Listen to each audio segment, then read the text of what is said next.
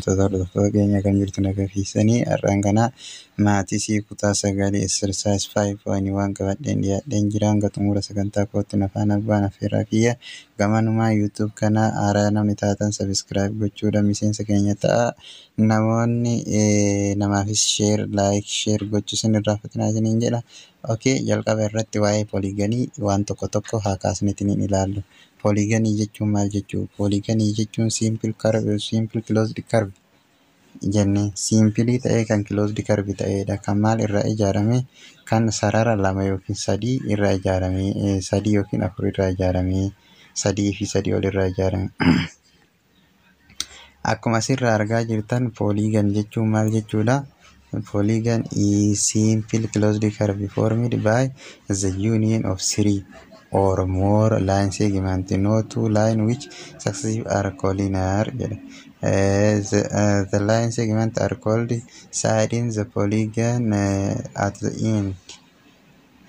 end point of the side are called mali vertices. Vertices jechuun furuurii isaati. Pooliinarii jechuun simple closed curve. Fakkeenyaaf maal irraa ijaarama jedha? Laayinii sadii yookiin sanii ol. Laayinii lama fakkeenyaaf kuni closed ta'uu hin danda'u gonkumaa. Laayiniin lama pooliiganii hin ta'u. Laayinii sadii yookiin sadii ol. Fakkeenyaaf laayinii sadii ka ta'uu hin dandeenye jira. Kun amma laayinii sadii ta'uu hin danda'u, banaadha.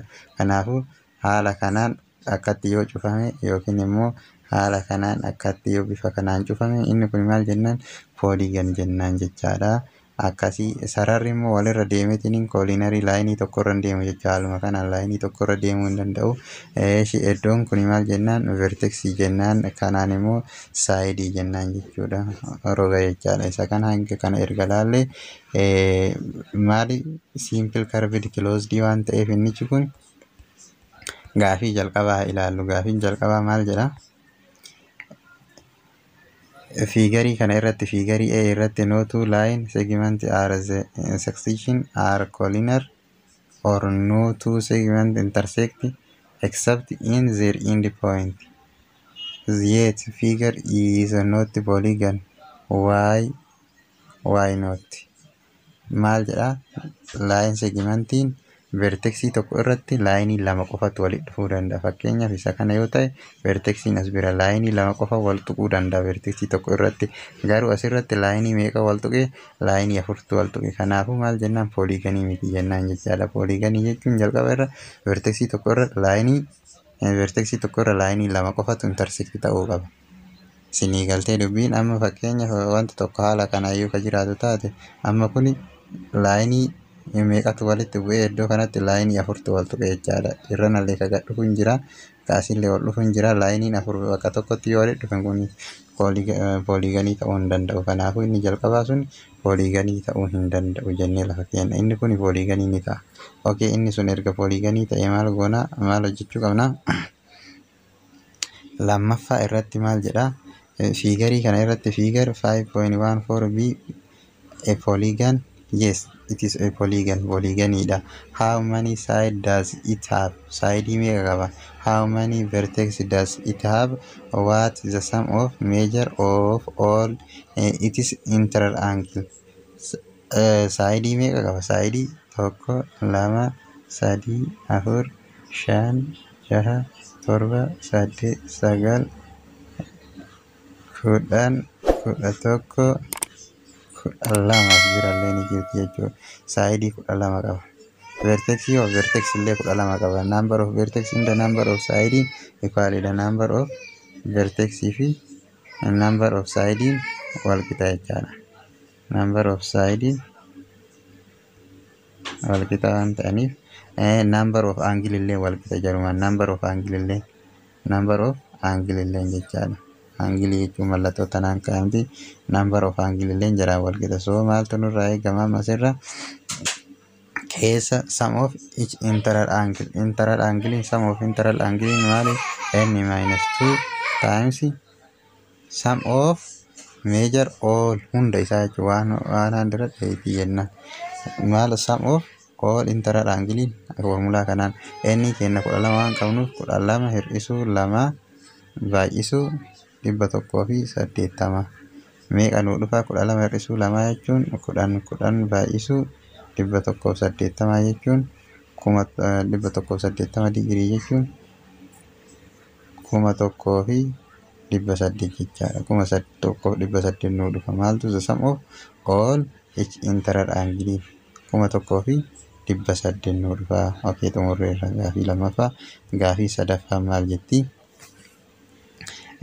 Gaafiin sadaffaa wanni jettu ABCD quadrilateral such of the measure of 3 of its interior angle are given. Diin nuu kennameera, siin nuu kennameera, angilii find angle A. Angiliin kana fakkeenyaaf haala isa kanaa jennuuti. Quadrilateraalii A B C D kun nuu kennameera. Meeqa nuu kenname? 120. Kunis nuu kenname, siillee nuu kennameera. Isa kana nuu kenname, isa kana barbaanna. So angiliin tokkoon keessa quadrilateraalii maal jennaan? Baay'inni angiloota isaanii angle A plus angle B plus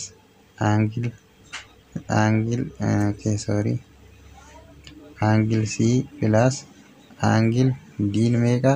360. Angiliin isaanii baay'inni angilii isaanii 360. Okay, angiliidha wal edaana jechuudha. Baay'ee salphaadha waan ta'eef isa kana haalli nu ittiin hojjennu 120 eda'uu 75 eda'uu 51 eda'uu angil A 360 jennaan. Kana yoo walitti edaanu meeqa nuu dhufa? Yoo edaanu 246 eda'uu angil A ezukaalistu 360. Okay, maal goona? Isa kana gama dabarsinee irraa hir'isna. Angil A keenya maal nuu dhufe amma? Angil A keenya 360 hir'isuu 246 nuu dhufe jechaadha. Isa kana hogguu hir'isnu angil A 114 nuu dhufe jechuudha. 114 isa kanarratti yoo edaanu 360, angil A 114 nuu dhufee jira. Okay, isa kana fakkaata jechaadha. 114 nuu dhufee jira. Isa kana fakkaata. Kan itti aanu immoo gaafii afuraffaadha. Find the measure of interior angle of regular polygon. Maali isa barbaannare? Angilii interior angle isa barbaanna. Maal nuu kennere? Formulaan isaa interior angle maali? N minus maal tokkoon find interior angle jechuun amma tokkoon isaan barbaanna jechuudha. Kan yoo ta'an interior angle barbaanna. N minus 2 over 180 over N dha. Kanaafuu saayidii ni qabna. Jalqaba maal arganna? Saayidii ni qabna. Saayidii fakkeenyaaf abbaa 12 kanaan abbaa 12 kanaaf fayyadamnu. 12 hir'isuu 2 10 irra 12 baay'isuu 180. Eeshi meeqa nuu dhufe? Maal goona? Isa kana 3 ni salphisna jechaadha. Isa kana salphisuu dandeenya. 3 yoo salphisnu meeqa? 6 yoo salphisnu 3 6 yoo salphisnu 2 jechaadha. 12 5 5 baay'isuu 30. 5 baay'isuu 30 meeqa dhufa?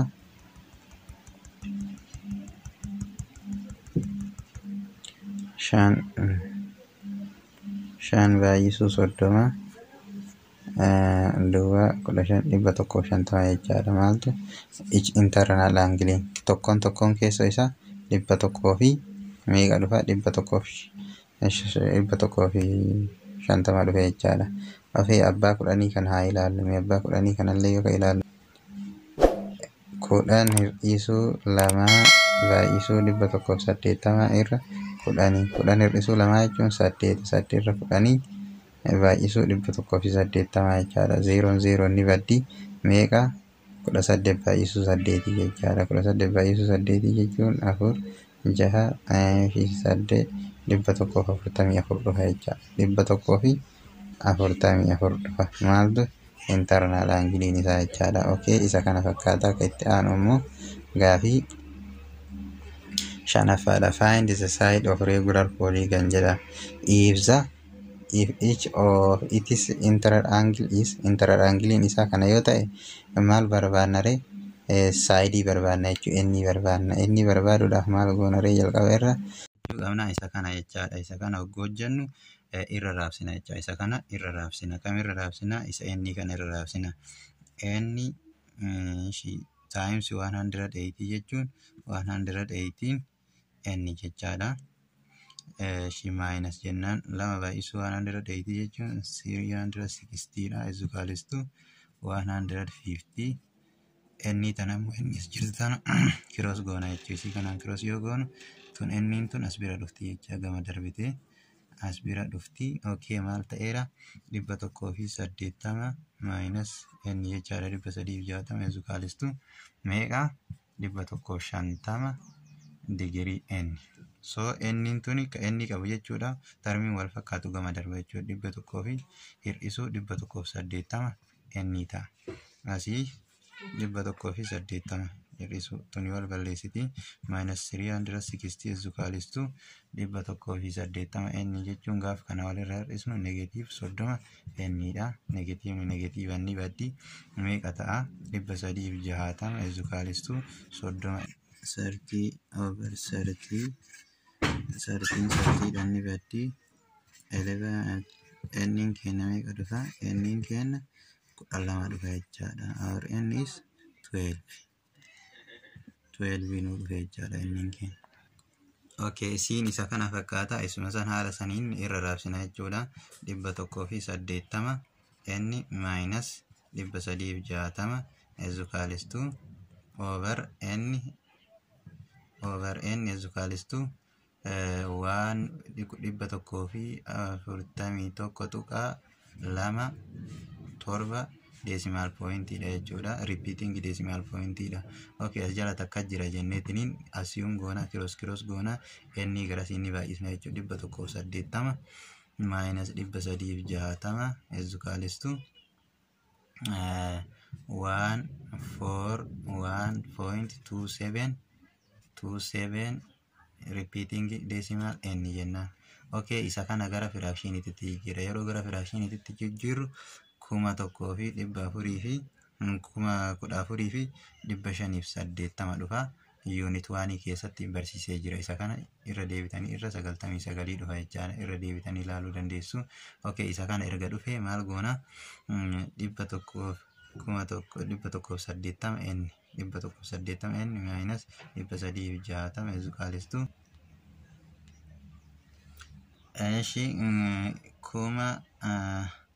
afurii fi 14,580 n. So isa kana maal goona amma directi kana gama dabarsina jechuudha. Plus 360 jennaani amma maal ta'e 180 n is equals to 14580 over 99 minus 180 n dha. As biras ka jiru n dha. Okay, as biratti maal tofa? Minus 360 tofa jechaadha. Kana yoo walirraa hir'isnu walitti edaanu as jala takka kenna 99 jenneetiniin fudhanna. 99 okay, 99 jennee fudhannee hawaataa isaanii isa yoo 14,580 n minus 99 isa kana yoo baay'isnu 17,000 fi 820 n dhufa jechaadha. 820 n dhufa. Okay, kana yoo walirraa hir'isnu meeqa dhufa? As bira 360 tu jira jechuudha. Negative 360 kana yoo walirraa hir'isnu 32,000 fi 40 dhufa. 32,040 3,240 n over 99 dha. Ziga 360. Okay, maal goona amma kana 360 kanaan baay'ifna. Isa kanaan erga baay'isnee booda nama ajaa'ibaatu natti dhufe. Okay, isii kana asiin geennee jirra. Kana cross goona yoo kanaan baay'isnu meeqa dhufa? maayinasii ni baddi. Isa kana yoo waliin baay'isnu wal jala takka jira 99,360 yoo ka baay'isu ta'e 35,640 irra isa kana ezukaalistu 3240n over 3240 over 3240 maayinasiin eessadha itti akkan jenne maayinasii kuni maayinasii as bira maayinasii waan ta'e maayinasiin asii wal balleessite jechaadha. Ishiitu wal balleessite meeqa dhufa isa kana yoo hirru enniin kenna meeqa nuu dhufe 11 dhufa jecha inni kun yoo hiramee fi jedhu enni kenna 11 nuu dhufe jechaadha. Or n is what 11 jechaadha. Gaafin jaakka maal jetti if the measure of central angle of regular polygon is 80 jedha. Find the each integral angle. Each integral angle isa barbaadi jedha. Akkamitti barbaadna jalqaba each central angle jechuun maal jechuu akka ta'e mee jalqaba haa laallu. Formulaan isaa 360 irra niti. Fakkeenyaaf rog-sadee tokko haa fudhannu. Rog-sadee kana fudhannee central angle jechuun angle asirraa ka'u jechaadha. Haala kanaan deema jechaadha. Inni kun maali? Wal qixa deema jechaadha. Maal guutuun isaa meeqa? 360. 360 rog-sadeen inni isaa meeqa? Number of side isaa 3 dha waan ta'eef 360 isa kana yoo keerru taate 120 akka kana dura jenni. Fakkeenyaaf hexagonii abbaa roga 5 tokko haa fudhannee ilaallu yookiin shi tokko lama isa kana yoo fudhannee ilaalle central angle asirraa kaanee haala kanaan safarra haala kanaan laalla saayidii hundatti laalla jechuudha. Guutuun isaa 360 saayidiin isaa meeqa? 360 irra meeqa? Saayidii 5 waan ta'eef meeqa? 360 irra 5 jechuun naannoo 72 dhufa jechuudha. Kun yoo hiramee jedhu haala kun tokkoon isaa meeqa dhufa? 300 fi 72 dhufa. Central angle jechuun angle center irraa ka'u. Center irraa yoo ka'e haala saniin dhufa jechaadha. Fakkeenyaaf central angle isaa 18 nuun jedhama. 18 ezukaalistu 18 degree ezukaalistu 360 over n. Gaaf kana maal goona? Cross goona jechuudha. Inni kenna meeqa? 360 irra 18 jecha meeqa dhufa? 20 dhufa jechuudha. Maaltu number of side kenna? 20 dhufe. Number of side kenna erga 20 dhufe tokkoon eda'ama qofa keessaa argachuu ni dandeenya jechuudha. Inni kenna arganne our n is n kenna meeqa? 20 jecha tokkoon qofa keessaa jechuun n minus 2 each integral angle jechuun 180 over n jennee turre jechaadha. Okay, n kenna meeqa qabna? 20 qabna jechuudha. 20 minus 2 over 20 is equal to times 180. Okay, meeqa nuu dhufa? Amma kana yoo hojjannu 18 jechaadha. 18 irra 18 baay'isuu 180 irra 20 jechaadha. Okay, 0 ni baddi tuni meeqa? 9 taati jechuudha. Lamaan 9 taati. Okay, 9 baay'isuu 18 ta'a jechuudha. 9 baay'isuu 18 ta'a jechuun 162 hojjettanii argachuu dandeessu jechaadha. 162. Okay, gaafin torbaffaan maal jetti? Kan regular polygon draw such a measure of each integral angle is each integral angle isaa yoo kana ta'e hojjetuu ni dandeenya jedha. Fakkeenyaaf ka 20 kan 16 kan 15 mee tokkoon isaa haalaallume nu kenname b irratti 16 digriitu nu kenname c irratti 15tu nu kenname extra angle kana nu kenname jira jechuudha. Kanaafuu draw gochuu dandeenya jedha. Draw gochuudhaaf lakkoofsi sun guutuun integerii nu ta'uu qaba. 40.5 nu ta'uu qaba. Fakkeenyaaf saayidiin isaa inni 4.5 jechuun dandeenya. Fakkeenyaaf isa kanaan rectangle 4.5 jechuun dandeenya jechuudha. Maal saayidii afurii fi inni kenna 4.5 4.2 3 point minamina jechuun dandeenya. Kanaafuu guutuu nu ta'uu qaba. Number of side kenna walakkaan ta'u jecha. Kanaafuu intijariin ta'u. So amma jalqaba interior angiliin kenna meeqa 360 over exterior angilii over n is equals to 20 jennaan ka eedhaaf yoo hojjennu jechaadha. Okay, 20 wajjii wal qixa kana cross goone jechaadha. N kenna maali 360 irra meeqati 20 00 ni badii meeqa 18 jechaadha. 18 nuu dhufe. Okay, inni 18 nuu dhufe kun ni ta'a jechaadha. Maaliif sababni isaa n kenna 18 n kenna 18 saayidiin 18 ni jira jechuudha. Intijarii waan ta'eef ni ta'a. Fakkeenyaaf abbaa 16 kana ilaallu. 16 gaaf ilaallu 360 over 60 n kenna jechuudha.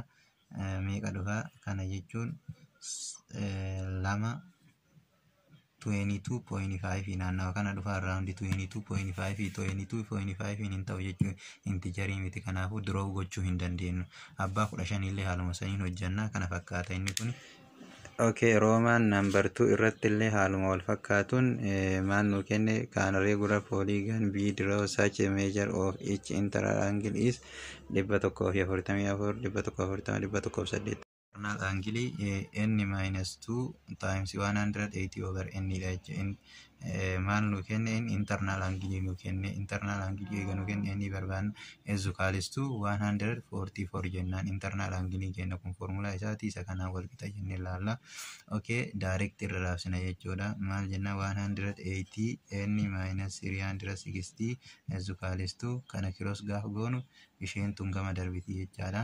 144 n taati jechuudha. Digirii maal goona dhama rearrange goona jechuudha. Ogguu rearrange goonu haala salphaadhaan gamana dabarsu 180 n minus 144 n is equals to 360 jechuu dandeenya jechuudha. Arrangementii kenne. Okay, kana gaaf walirra hir'isnu 36 dhufa jechaadha. 36 n is equals to 360 over 36 over 36. So n kenna meeqa nuu dhufe n kenna 10 nuu dhufe jechaadha. Kanaafuu n kenna intijarii erga ta'e ni ta'a jechaadha. Haaluma kanaan kan itti aanu C fi D illee hojjechuu dandeessanii. So kana fakkaata. 8ffaan octagon ABCDEFG is a regular octagon is a side A, B and C, D are produced to meet at N jedha. ABCD is a regular octagon. The side AB and DC are produced to meet at N. Find the angle, a measure of the angle AND. Isa kana barbaade jedha. Fakkaata N irratti maal godhee meet godhee jira jechuudha. Maaltu BC AB fi B fi CD'n asirratti jechuu sararri kun eessarratti meet wal godhee CD fi B fi C N irratti meet wal godhee jechaadha. Haala kana N irratti meet wal godhee sararri asii kuni maali external angle jechuudha. Kunii fi kuni external angle 360 irra N kenna maali octagon eega yanne 8 jechaadha. Meeqa kana yoo kana hirru 8 lamaan.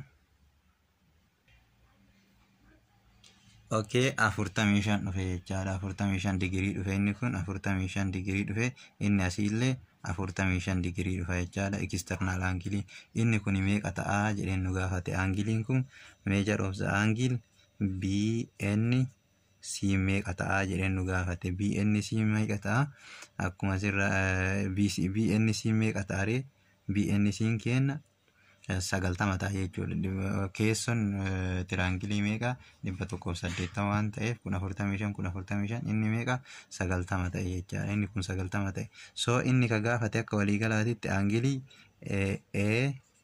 AND gaafate jechuudha. Haala kana isa kana jechuudha. Isa kana jechuun immoo direct isuma kanaan wal fakkaata jechuudha. Kanaafuu wal qixa meeqa ta'e 90 nuu ta'e jechaadha. Inni kun 90 nuu ta'e. So 90 jennaan the measure of the angle what AND meeqa nuu ta'e 90 nuu ta'e jechaadha. Kana fakkaata jechuudha. Kan gadiillee haaluma kanaan hojjechuu dandeessanii. So har'aaf nu gahaa. Viidiyoo kana yoo jaalattan like share gochuun irraanfatina. Bye bye for today.